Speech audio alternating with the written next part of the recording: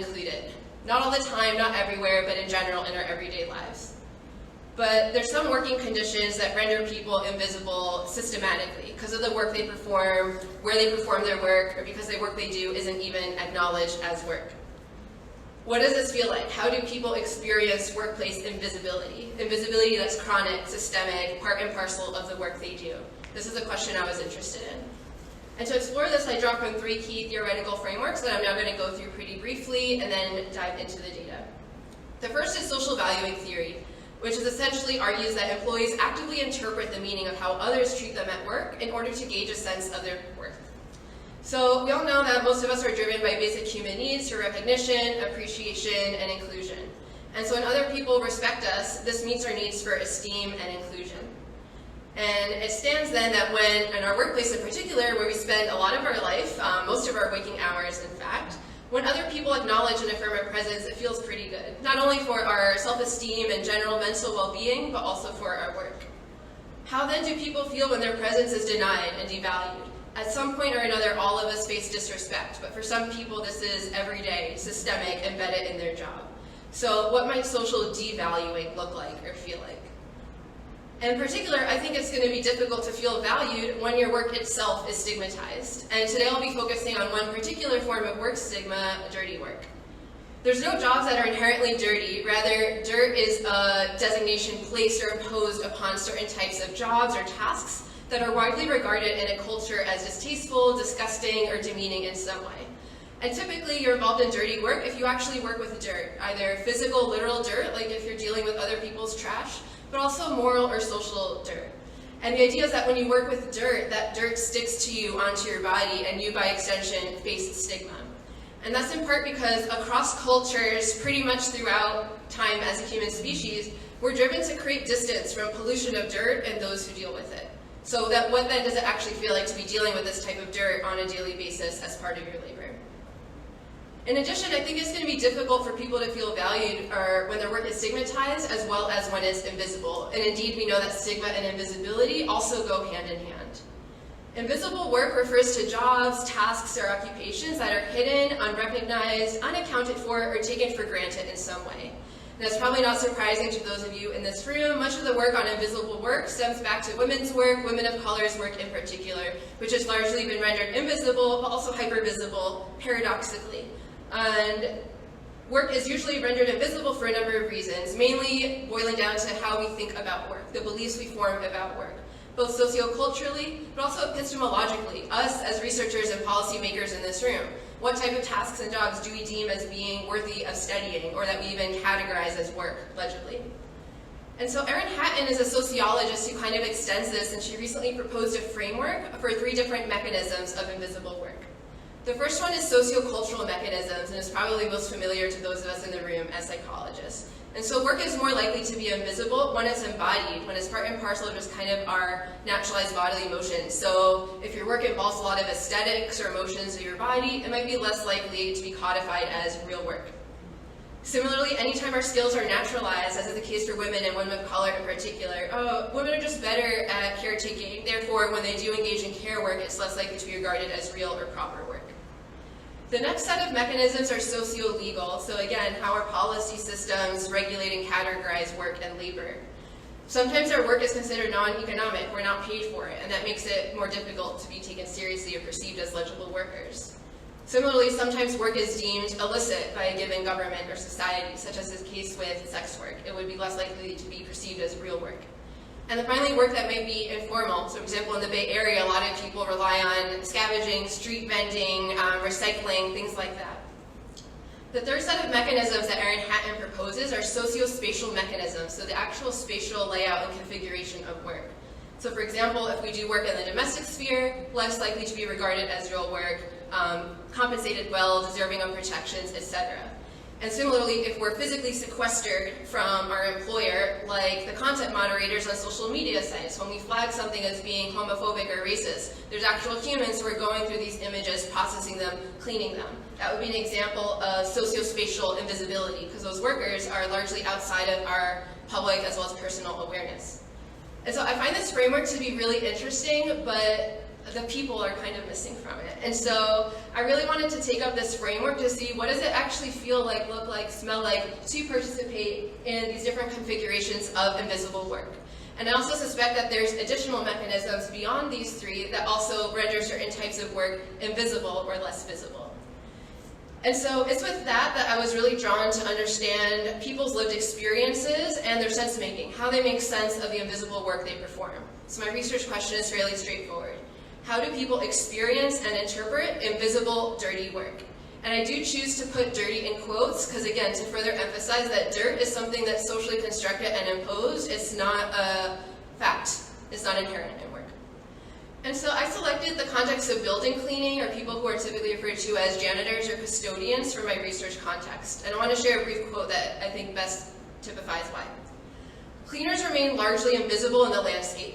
Most of us know somewhere has not been cleaned, but few of us, we suspect, stop to think much about the laboring processes which go into maintaining spaces as clean.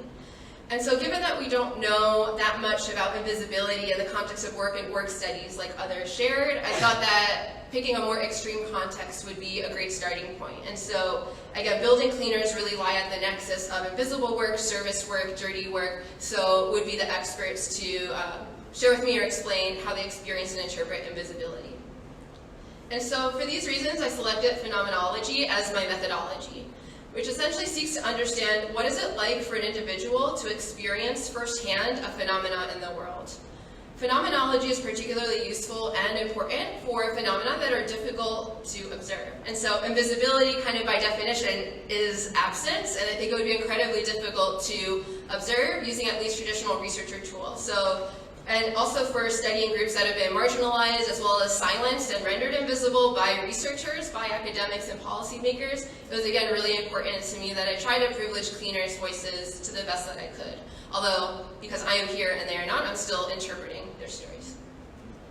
And so what this methodology looks like is you identify a phenomenon, such as invisibility, you select experts, in this case building cleaners, and then I try to interpret their meaning making, privileging their voices and lived experience as closely as I can approximate. And so what the data collection looks like is I administered a survey to almost 200 university cleaners. It was fairly extensive. It took about an hour to complete, both closed-ended and open-ended items. So today I'm focusing on the open-ended items as well as more in-depth follow-up conversations I had with a subset of 12 cleaners. And those are also fairly long conversations, usually between 2 and 3 hours each. And so in particular, I'll be sharing some interpretive phenomenological analysis, IPA, less fun IPA, focusing on these 4 open-ended questions, the best and worst aspects of their work, as well as greatest heartache and greatest joy at work. And like others said, I didn't want to overtly ask about invisibility because I wanted to see how it emerged, if this was even a salient experience to the cleaners. And so I'm going to go through these 3 themes fairly quickly. First is the types of invisibility they reported. So overwhelmingly, people described interpersonal invisibility. So other people, mainly professors and students, rendering them invisible. And they used a lot of ghostly shadow-like metaphors, like there but not there, need it but not looked like, not being recognized by people in the building you see every single day for years on end. Some of the cleaners even directed me as a student at the time saying, y'all look right past us like we're not even there. The second major form of invisibility they described related to the nature of their work itself. So to do one's job well is to render your labor invisible, right? Like that quote illustrated, we notice a full trash can, we generally don't notice an empty one. As well as institutional practices. So a lot of custodians clean alone, overnight, some clean during the day. So it's really the shift in the building layout, these kind of labor management practices that could shape the types of invisibility that cleaners experienced. Something that stood out to me was just the really wide range of appraisals that people reported also in terms of experiencing invisibility. There's a lot of instances of disgust and shame. So for example, cleaners talking about other people performing bodily functions in front of them that they normally wouldn't do in any other type of social situation, but the fact that they would in the bathroom or at this person's place of work made them feel invisible. Similarly, there was even sometimes some fear and anxiety, especially for women working alone and overnight or having to clean restrooms, things like that. Some people experience sadness and anger and maybe even some mild depressive symptoms, again, chronically being in this job. Someone shared sarcastically, "It's funny how a job can make you feel like you're not even a person." And then there was a lot of resignation and relief. It is what it is, can't really change anything, you get used to it, I feel helpless, so I just try to keep my head down, do my job. There's also a handful of people who felt relief, either because they felt more introverted, they self-selected into this job so they wouldn't have to interact with a lot of people, or again, they're just grateful that they didn't have a manager who was constantly surveilling, scrutinizing their every move. The last thing I want to highlight is ways that cleaners themselves extended Aaron Hatton's framework by identifying several other mechanisms of invisibility, including class injury. So a lot of cleaners perceived just faculty and students to be stuck up, wealthy, entitled. That's why they were rendering cleaners invisible. Personality differences and absent-mindedness, I think a more generous attribution, frankly. The built environment and shift. And so to conclude, many people want to feel valued and included in their everyday lives, but this is very difficult, if not impossible, for some groups of workers. I do want to emphasize that invisibility is not inherent in cleaning work, service work, or dirty work. Rather, it's something that's constructed and imposed, meaning also something that we can resist and change. People who feel invisible are often made to feel this way, whether by people, mainly those of us who are in this room, students and faculty, as well as the context.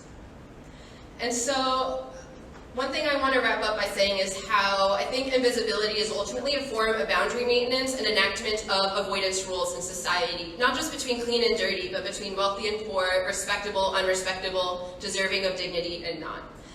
But also invisibility, I think, is or can be an emancipatory practice, a performance, and a form of worker resistance as well. I love this phrase, nightmare of participation, that describes the way a lot of our jobs kind of look these days, and so further rendering yourself invisible as a way to escape that kind of surveillance or nightmare that a lot of us face. Thank you.